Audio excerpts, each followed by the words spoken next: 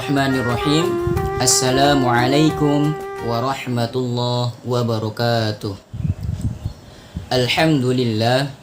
Alhamdulillahilladzi anzala ala 'abdihil kitaba wa lam yaj'al lahu 'iwaja. Asyhadu an la ilaha illallah wahdahu la syarikalah. Wa asyhadu anna Muhammadan 'abduhu wa rasuluhu alladzi la nabiyya ba'dah. Wa qala Allah ta'ala fi kitabil karim wa huwa asdaqul qailin. A'udzu billahi minasy syaithanir rajim. Bismillahirrahmanirrahim. Wa laqad yassarnal qur'ana lidzikri fahal min muddakir. Wa qala an-nabiy sallallahu alaihi wasallam al-mahiru bil qur'an ma'as safaratil kiramil bararah walladzi yaqra'ul qur'an wa yatata'u fihi wa huwa 'alaihi syaqqun lahu ajrani.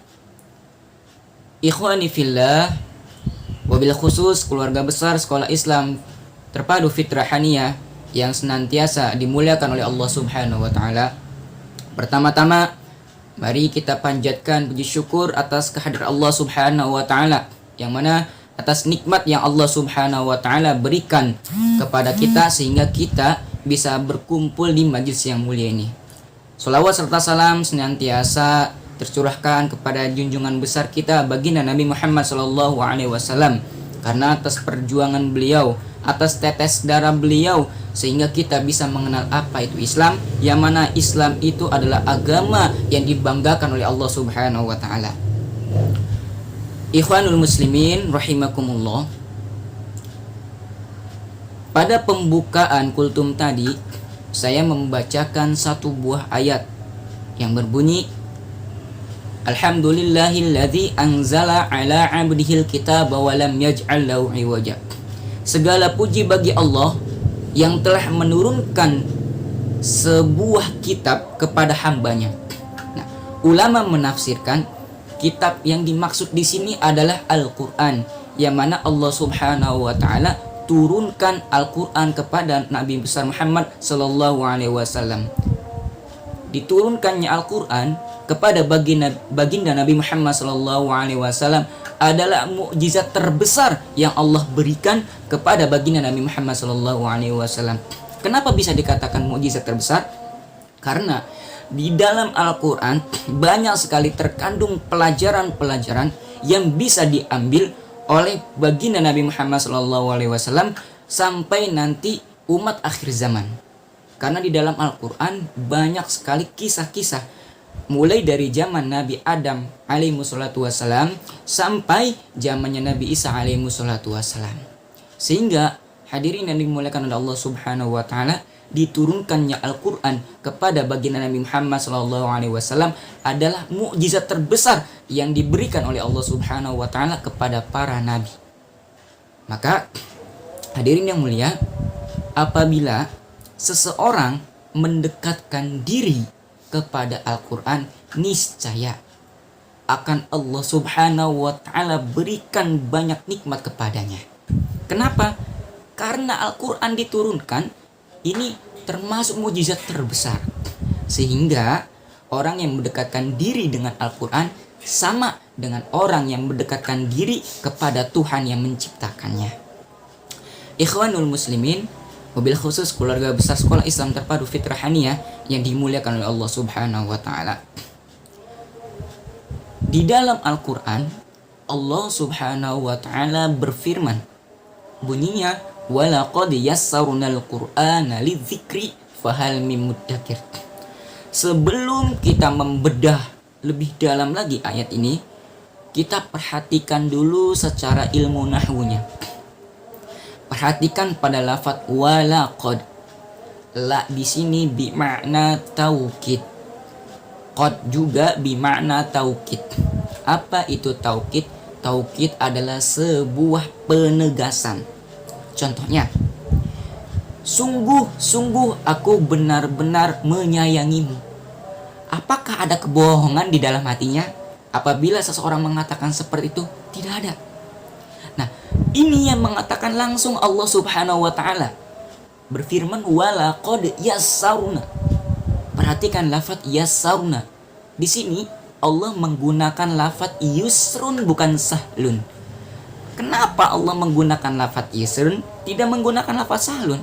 Karena antara yusrun dengan sahlun itu artinya sama, yaitu mudah.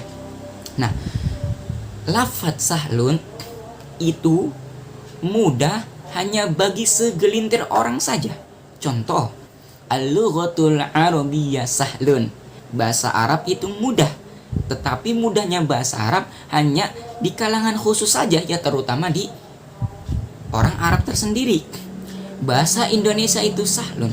Memang bahasa Indonesia mudah, tetapi mudahnya itu hanya bagi kalangan orang Indonesia saja. Al-lughatul injiliziyah sahlun. Bahasa Inggris itu mudah. Ya, mudah tetapi hanya bagi kalangan orang Inggris saja. Belum tentu bahasa Inggris mudah dipelajari oleh kalangan orang Arab. Nah, makanya di sini Allah menggunakan lafaz yusrun, yang mana kemudahan itu baik dia orang Arab, baik dia orang ajam, ya, dia bisa menghafalkan Al-Qur'an. Kemudian yang kedua, ketika Allah Subhanahu wa taala menggunakan taukid. Taukid itu penegasan. Maka Allah tidak ada main-main. Maksudnya apa? Betul-betul Allah berikan kemudahan. Ketika seseorang mengambil Al-Quran, mendekatkan diri kepada Al-Quran, menghafalkan Al-Quran, baik dari golongan orang Arab atau orang ajam, maka pasti Allah Subhanahu wa taala berikan kemudahan. Kemudian kedua, yang harus kita tadabburi dalam ayat ini adalah lafaz fahal mim muddakir. Di sini Allah berikan lafaz istifham, sebuah pernyataan dan pertanyaan. Apa pertanyaan Allah? Adakah setelah ini Al-Quran aku mudahkan, di antara kalian ada yang mau menghafalnya? Itu kata Allah. Manusia itu makhluk dhaif, maka Allah berikan kemudahan. Allah mudahkan ketika menghafal Al-Quran. Tetapi setelah dimudahkan, tidak semua orang ingin mengambil Al-Quran. Makanya di sini Allah berikan keutamaan bagi orang yang menghafalkan Al-Quran. Apa keutamaannya? Keutamaannya, ya, salah satunya yang pertama, Al-Quran akan menjadi syafaat bagi orang yang membacanya serta menghafalkannya. Ya, kenapa? Karena di dalam hadis baginda Nabi Muhammad SAW bersabda, "Iqra'ul Qur'an fa innahu ya'ti yaumal qiyamah syafi'an li ashabihi." Bacalah Al-Qur'an, bukan hanya sekedar dibaca. Lebih bagus hafalkanlah Al-Qur'an. Fa innahu ya'ti yaumal qiyamati syafi'an li ashabi. Nah, maka di sini menggunakan ashab. Maka nanti Al-Qur'an akan menjadi syafaat bagi orang yang menghafalkannya. Jadi keutamaan yang pertama menghafalkan Al-Quran atau bagi para penghafal Al-Quran adalah mendapatkan syafaatnya Al-Quran, ya. Yang mana kita tahu sendiri tadi, Al-Quran adalah kalamullah. Orang yang mendapatkan syafaatnya Al-Quran berarti pasti dia mendapatkan syafaatnya Allah Subhanahu wa taala. Kemudian yang kedua, orang yang menghafalkan Al-Quran maka akan Allah Subhanahu wa taala berikan derajat yang tinggi. Kenapa?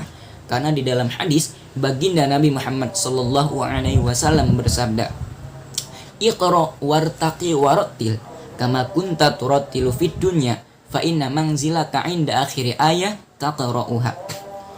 Disabdakan kepada ahlul Quran, "Iqra wartaqi," bacalah. Setiap kamu membacanya, wartaqi, dan naiklah. Jadi tingkatan di surga dia nanti akan naik terus. Warotil, dan bacalah Al-Quran secara perlahan sebagaimana kamu membacanya di dunia dahulu. Karena apa? Fa inna manzilaka 'inda akhir ayat taqra'uha. Karena derajatnya nanti kamu di surga itu sebagaimana kamu terakhir membaca membaca Al-Quran pada saat di dunia. Mananya apa? Semakin banyak hafalan kita, semakin banyak bacaan kita, maka itulah nanti derajat di surga yang Allah berikan kepada kita. Nah, ya, jadi ingat, yang pertama syafaat, keutamaan Al-Quran, dia mendapatkan syafaatnya. Kemudian yang kedua, dia akan mendapatkan derajat tertinggi di surga, derajat yang tinggi di surga. Kemudian yang ketiga nih, baginda Nabi Muhammad sallallahu alaihi wasallam bersabda, "Al-mahir bil Quran ma'as safaratil kiramil bararah." Perhatikan lafaz mahir di sini. Imam Nawawi dalam kitab Mishkatul Masabih mengatakan mahir di sini bukan berarti suara dia bagus, tidak. Mahir di sini adalah orang yang faham tentang Al-Quran, baik dari segi hukum-hukum Al-Quran, orang yang menghafalkan Al-Quran, maka ma'as safaratil kiramil bararah, dia akan bersama malaikat-malaikat yang mulia. Walladzi yaqra'ul Qur'an wa yatata'u fi, bukan berarti orang yang mahir saja yang Allah berikan kemuliaan, yang Allah berikan anugerah, tetapi walladzi yaqra'ul Qur'an wa yatata'u fi, orang yang sedang menghafalkan Al-Qur'an, orang yang sedang membaca Al-Qur'an, kemudian dia tertatih-tatih, wa huwa alaihi syaqqun, dia merasa berat karena apa? Mungkin usia, karena lemahnya ingatannya, lahu ajrani, Allah berikan 2 pahala. Pahala yang pertama karena usaha dia, pahala yang kedua karena susah-susahnya dia dalam menghafal atau membaca Al-Quran. Ini keutamaan yang ketiga.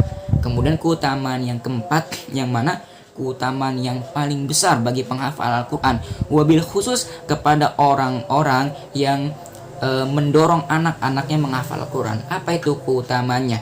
Ul bisa fihi tajan yaumal qiyamah, Allah pakaikan mahkota kepada kedua orang tuanya. Digambarkan dalam sebuah hadis baginda Nabi Muhammad SAW, mahkotanya itu terbuat dari sinar matahari, cahayanya itu seperti sinar matahari.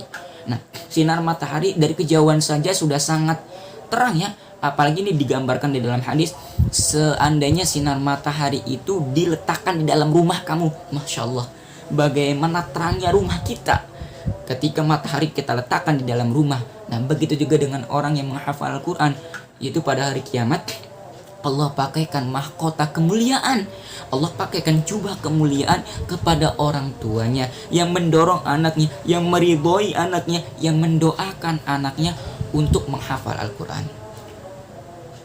Ikhwanul muslimin, wabil khusus keluarga besar Sekolah Islam Terpadu Fitrah Haniyah yang dimuliakan oleh Allah Subhanahu wa taala.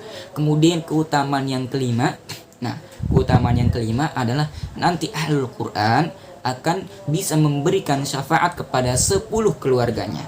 Maka untuk itu, hayu sama-sama kita ajak keluarga kita ajak tetangga kita dorong, kita mudahkan anak-anak kita semuanya untuk menghafal Al-Quran.